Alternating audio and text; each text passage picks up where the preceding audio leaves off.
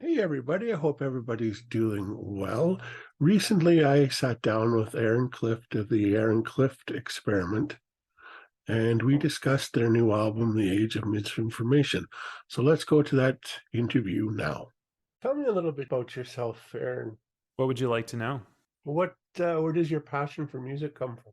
Yeah, so I've been a musician for a long time now. I got my formal start with music when I took up viola at age 11. So, viola was my first instrument. I spent several years in orchestra, and that's where I developed my love for classical music.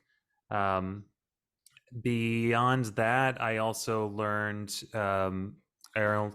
singing and took up singing in choir, solo singing when I was a little bit older. But yeah, I was always surrounded by music growing up. My dad is a musician himself, vocalist, French horn player, piano player, and my parents would always play music for me when I was younger. They used to play LPs for me, and my mom always tells me the story that she's like, side was your one of your first words, and side was what I used to refer to music because they used to flip the LPs over to the other side, Yeah. and they played a lot of stuff for me, and they played the kids' music, but they also played a lot of stuff from their own LP collection. So I grew up listening to like the Beatles, Bob Dylan, the Police, stuff like that.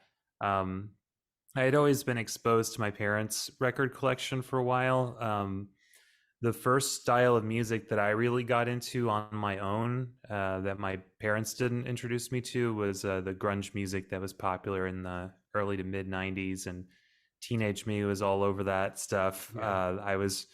I still actually love listening to that music. Soundgarden's Super Unknown album was the first album I ever bought.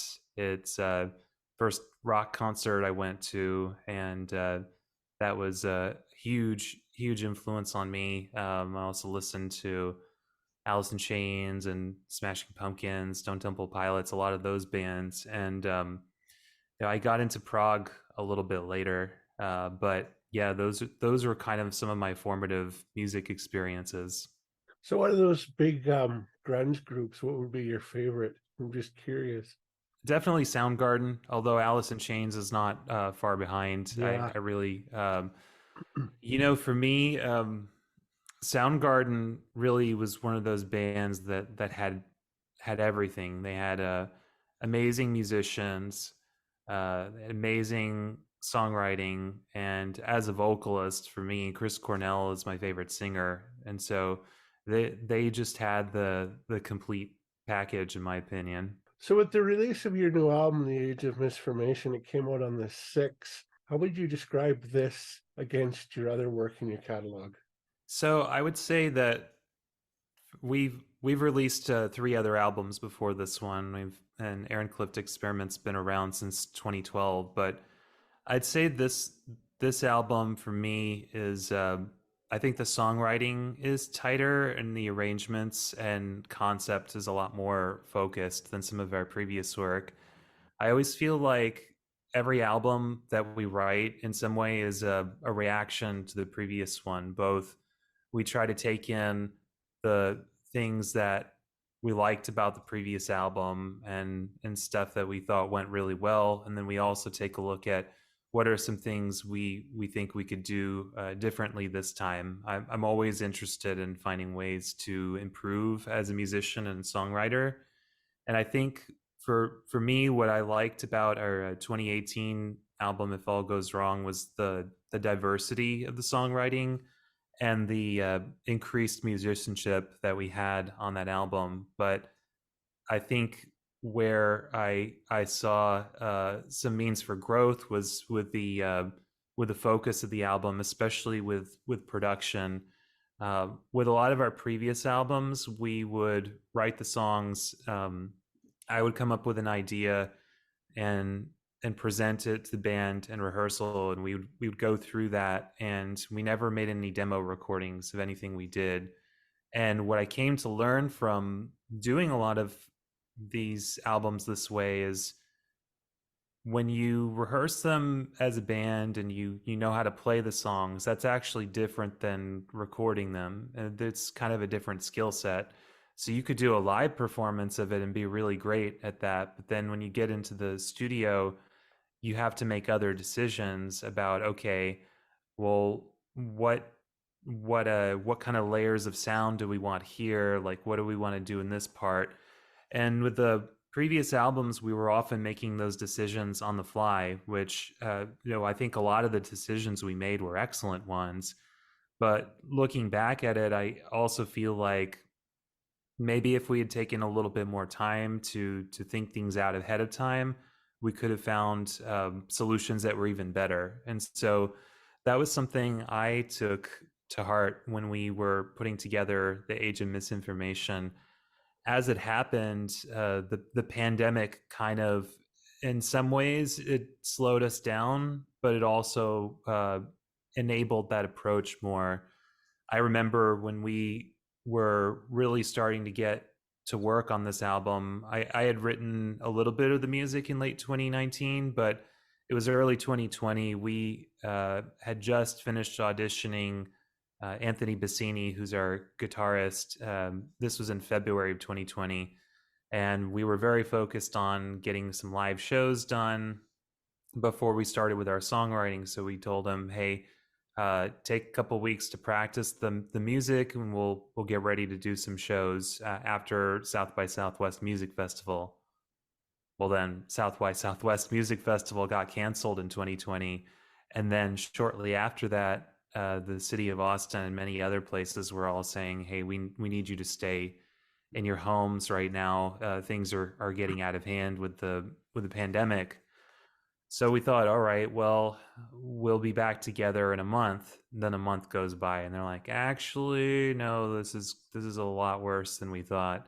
And so this dragged on for a couple months, and we had to really rethink, how are we going to do this? So we we had technology come to the rescue. I had been using Ableton Live for my keyboard rig for performing live for a couple years at that point, but I hadn't really explored all of its recording capabilities. And so now the opportunity presented me to really dig into that. And so I spent a lot more time with when I was putting my songs together, not just sitting down with my phone next to me and banging something out on the piano and calling that an idea. I'd actually record my ideas into the Ableton software. So I'd go further with the arranging. I'd have like keyboard parts.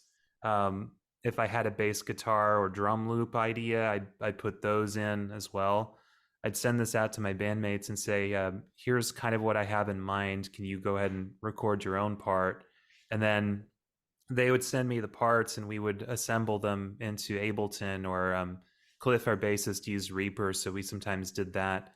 We added a little bit of production touch to that. And then we'd get together in a Zoom meeting every week and listen to it and kind of feedback in real time and tweak and make adjustments that way. So it's not the way that a lot of bands would traditionally do this kind of stuff, but it was needed at the time, and I think it helped us a lot. And when we finally did get back together in August of 2021, we were actually I was concerned about whether this sound was going to be organic or not, but we were actually really prepared for it, and I felt like the songwriting and the arrangement had really progressed quite a bit from where we were a couple of years earlier. So I'd say that's, to answer your question. I know that's a long long way of going about it, but I really think for this album that it's our best to date because of a lot of those reasons.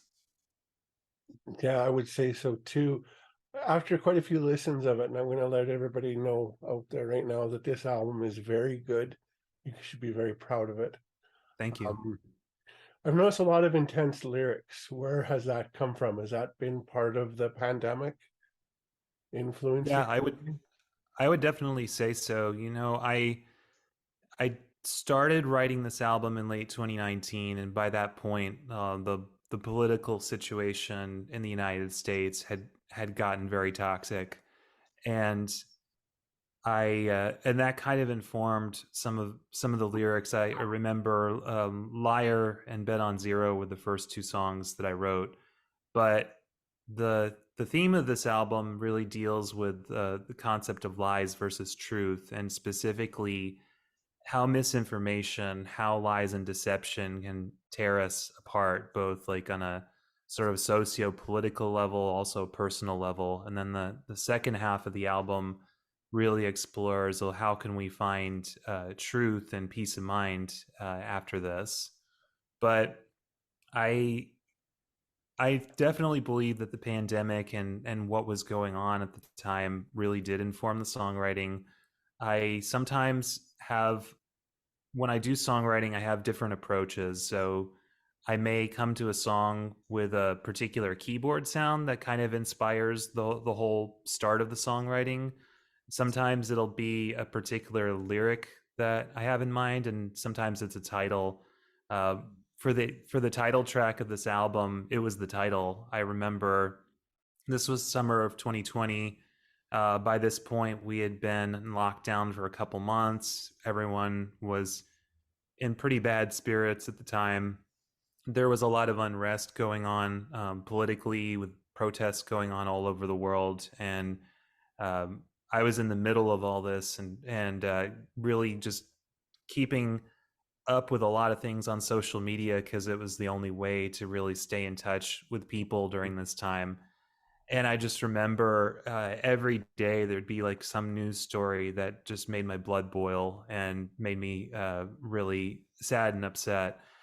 And so for me, I think I felt like, man, we're living in this age of misinformation. It's all around us, and that phrase really resonated with me. And I thought this would be a great concept for a song. So I went about writing the song, and it came very naturally to me.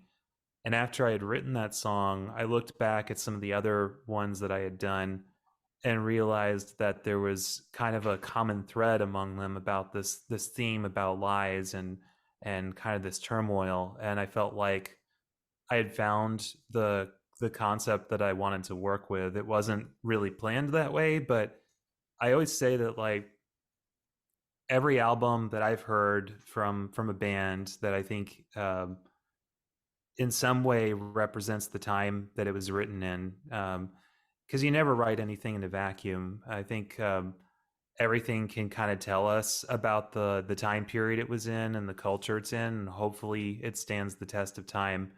For me, looking back at the last few years, I feel like this album really encapsulates a lot of the feeling and the zeitgeist that's going on during that time. Pick a favorite song off the album and tell us why it would be your favorite song. You know, I go back and forth on this because I would hold up any of the songs on the album as being really representative of the band. For me, lyrically, I'd say probably the title track. I feel like it represents a bold statement of what where we were staking our our space with this music.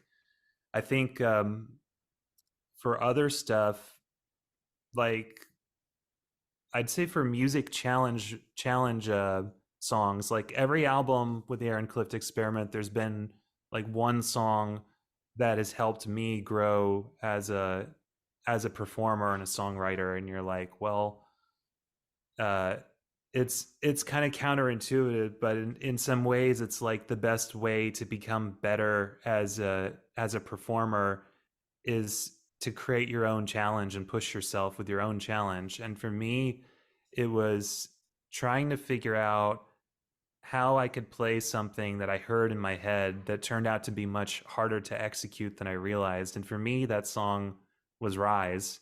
It's the fifth song on the album.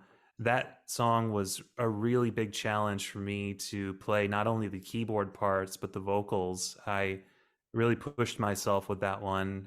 So there's like a really fast organ part that's going on in the whole song, and it's challenging. There's also a synth solo in there. I don't really consider myself much of a soloist, but I'm like, I gotta uphold a tradition. With every Aaron Clift Experiment album, there's one song with a keyboard solo on it, and I had never done like a mini Moog solo. So I'm like, all right, I'm gonna do it for this song. So there was that.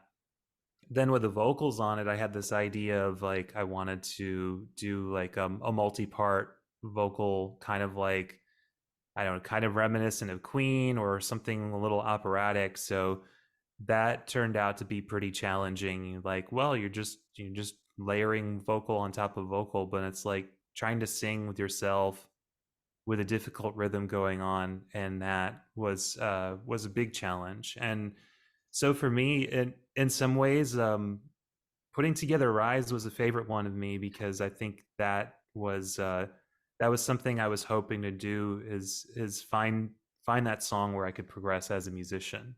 How was your experience with the whole crowd funding, the whole Indigo thing? I've done this a couple times before, and it's challenging. I won't lie.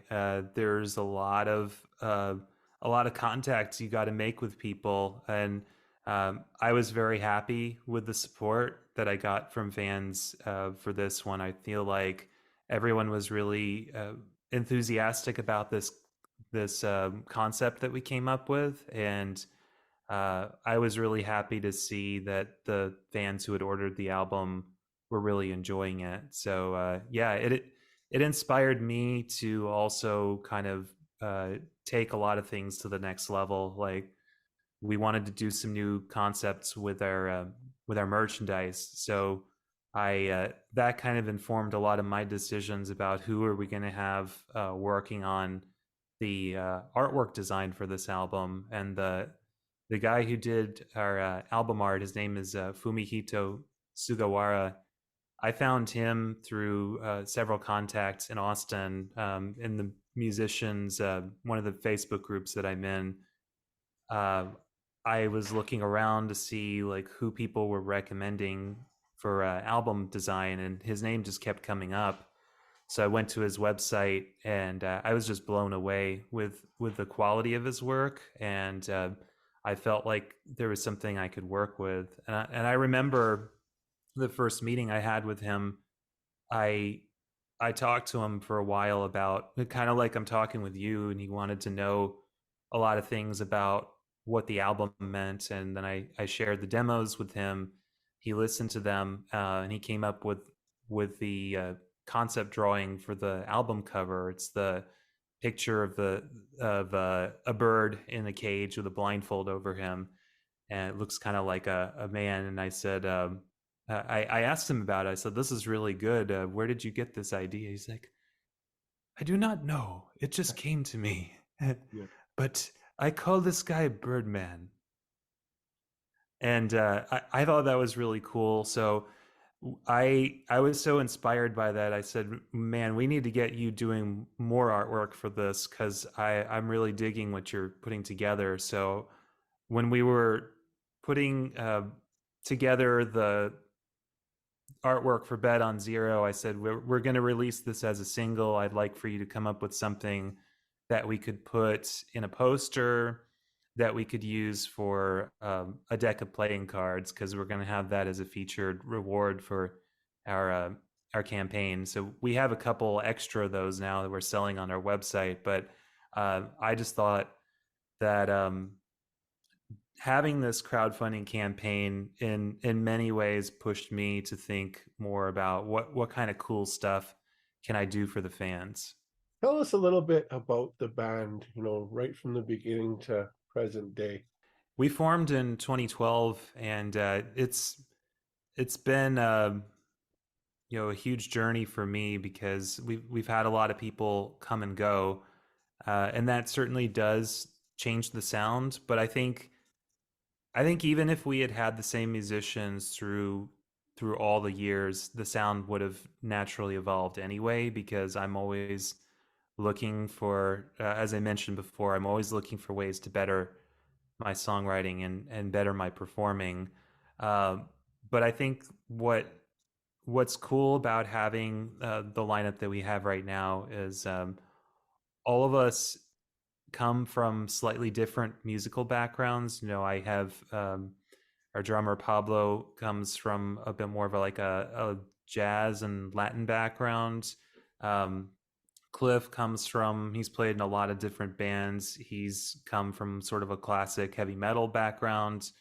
Anthony, our guitarist, comes from a singer songwriter and jazz background, but all of us are united in our love of several of the progressive rock bands and kind of making adventurous music. But knowing what the players are capable of and who you're writing with does help a lot when I'm thinking about songwriting and I'm trying something out. I can think to myself, I know that if I give, um, if I give Anthony this idea, he's going to be able to do something cool with it.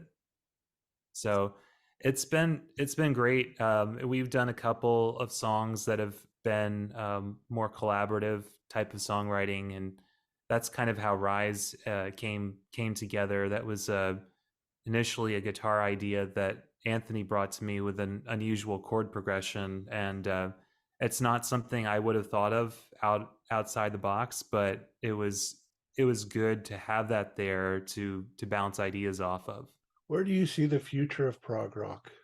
As a genre as a whole, I Yeah. think um, I can't speak for every band out there, but I have seen certain things, and I think one thing that's going to be uh, I hate to start with something negative, but it's just a fact of life that we're not getting any younger, and the genre is now over 50 years old, and I think over the next 10 to 15 years, a lot of those bands are going to be gone, and so the first generation of progressive rock bands. So I think now we really need to treasure more than ever the time we have with those bands and their members. I thought a lot about this when I saw King Crimson in 2021. That I said to myself, this might be the last time they ever tour, and Yeah.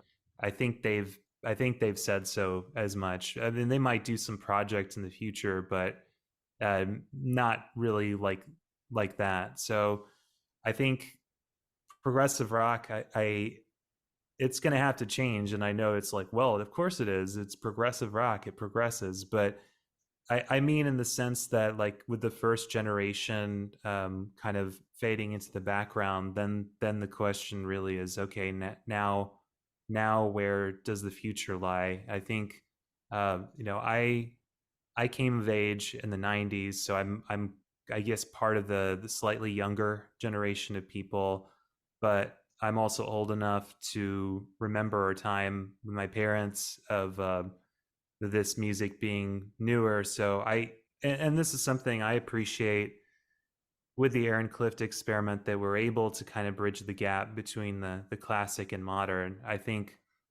that's something that a lot of bands are doing right now, but I think with the future of the genre, I think there needs to be a continued focus on finding new sounds and finding new ways to do stuff. I think there are bands out there and some artists that are pushing the boundaries and doing stuff that doesn't necessarily sound at all like the first generation of progressive rock bands, and I think that's okay.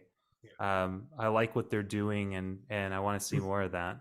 Where do you see yourself in the next 5 to 10 years? I've been thinking a lot about this because right now I'm heavily focused on promoting the new album and kind of talking about that and moving through that cycle. But then the question is, where do you go from this point? Um, I have a number of ideas of things that I'd like to do, and I think a lot of that was born out of the experience in making this album. I'd like to do some more things with technology. I'd like to dig a little bit deeper into sound design. That's something that I've always been interested in since college. I took classes in electronic music, and I remember in college we were doing some sort of basic film scoring work, and that's something that interests me a lot. I think with some of the songs on this album have kind of a cinematic focus to them, and I'd like to find more ways to incorporate that with music. I started out doing classical composition, and I guess in some ways you could say I've kind of gone full circle with this. That I started as a classical composer, and then I made my way into rock music, but now I'm finding my way back to uh, a way that I can write um, more cinematic, more symphonic music, but in a way that I feel comfortable with. What would you say about the internet and how it's impacted music? I think for the most part, it's been positive. Of course, with the theme of this album being about misinformation, that's kind of the negative side of all this. But I think positively, the biggest improvement that I've seen in the last 20 something years is that the old gatekeepers have fallen away. Now it's easier than ever to get your name out there, and not only that, but actually like recording music, the price of making a professional album has decreased dramatically, and that is a good thing. I think that means that more voices can be heard. At the same time, it's like, yeah, more voices are heard. So I remember looking in Wikipedia, like when I'm looking to see what albums are turning 50 years old this year. So I do look at an article of music of 1973, and they show a list of albums, and it's a pretty manageable list you can go through.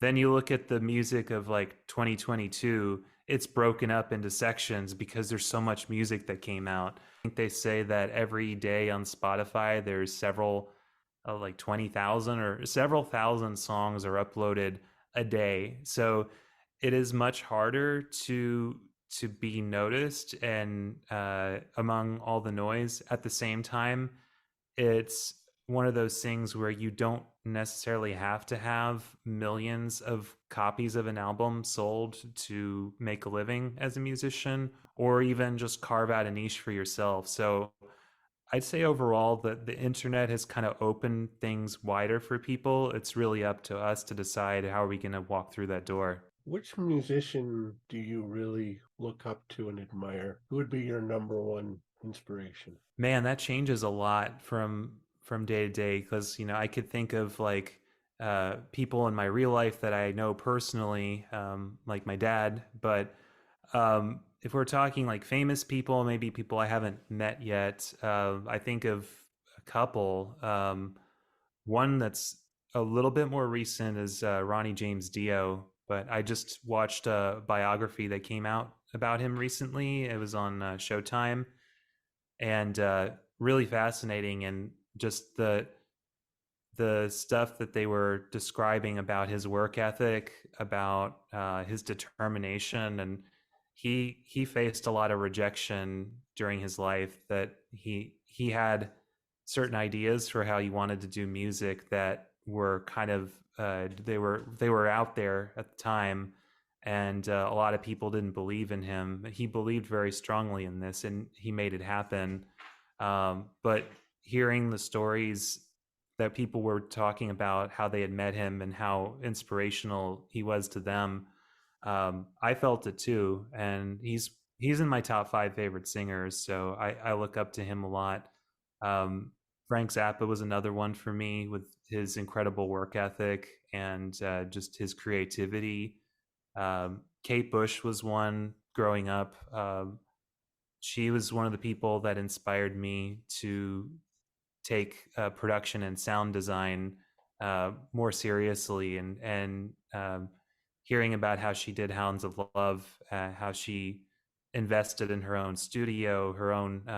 She bought a Fairlight, which in those days was incredibly expensive and difficult to program, and she did that all herself. I think that is amazing, and uh, honestly, I think there need to be more women like that in music, and I think there are now. But yeah, people like that. I like stories of kind of the underdogs who are extremely creative and find ways to flourish. So what's next for you? What's next for me right now is, like I said before, I'm really focused on promoting this album. I enjoy doing these kind of interviews and telling people about the creative process. And as I do these interviews, kind of makes me take mental notes of like, okay, well, I did all these things. Wow. So I've been taking mental notes on some of the things that I want to continue doing with a new project. I think it might be a couple years before we do another Aaron Clift Experiment album. This one took a little bit longer than usual, but I think the extra wait time was worth it. I feel like it gave us more of an opportunity to really think things out and make it as best as we can. Um, I'm looking into more, I guess, cinematic projects or more sound design stuff where I can explore some of the music and technology stuff that I'm really interested in doing. What made you want to become a musician? I think listening to Soundgarden Super Unknown and hearing grunge music, hearing Chris Cornell sing, I was like, this is what I want to do. Um, I heard a lot of music out there, and there's been different musicians at different points in my career who've inspired me in some way. But that I think that was when I was like, this is what I'd like to do with my life. What do you want listeners to take away from this new album? I think what I'd hope that they'd hear with this album is the intent behind it. Think for me, when I tell a story, I don't necessarily need people to understand like the plot literally. I don't necessarily always write that way. I tend to think more about um, if this were like a scene in a movie, who is the narrator, like who's speaking, where are they, what are they doing? So I want to I do all that because I want to convey a certain atmosphere or emotions. So I hope that whoever hears this album can feel some of those feelings too. Well, I'd like to thank you for your time, and I really appreciate sitting down and getting to know you. It's been Thank you. I a really real appreciate it. experience, Yeah. and I actually hope to do this in the future again with you. Thanks. Take, Appreciate it. take care, my friend. Take care. Bye. Bye.